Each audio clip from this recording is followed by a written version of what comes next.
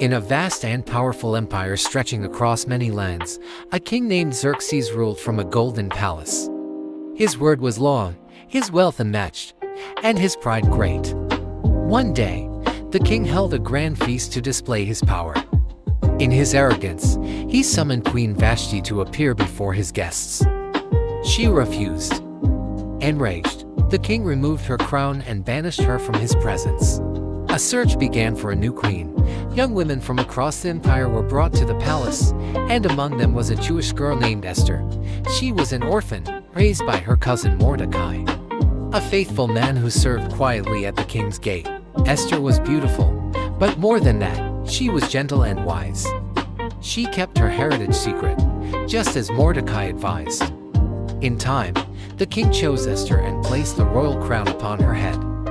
A Jewish orphan became queen of Persia. Meanwhile, a man named Haman rose to power. He was proud and cruel, second only to the king.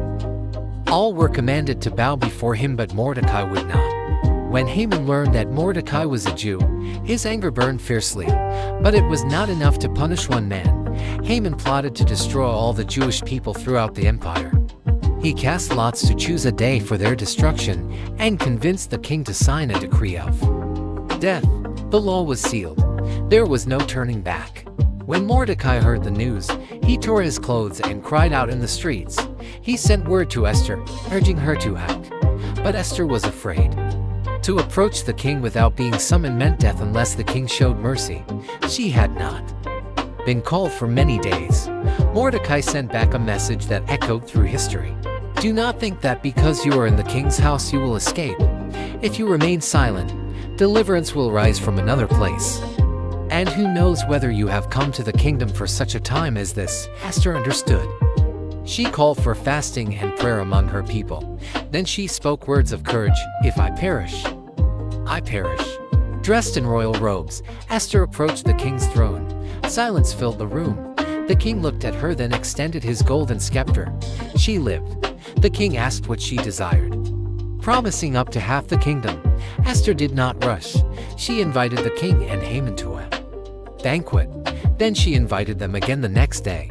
Haman left the palace filled with pride until he saw Mordecai, still refusing to bow. Furious, Haman built a tall gallows, planning to hang Mordecai upon it.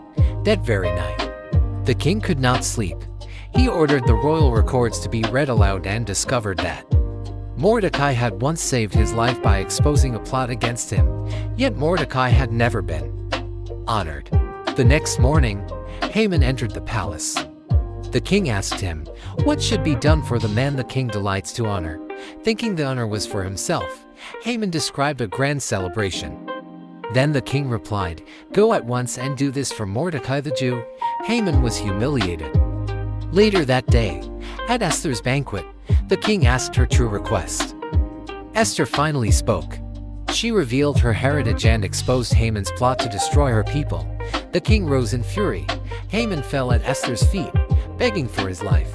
When the king returned and saw him there, his fate was sealed. Haman was executed on the very gallows he had built for Mordecai. Though the original decree could not be undone, a new one was issued allowing the Jewish people to defend themselves.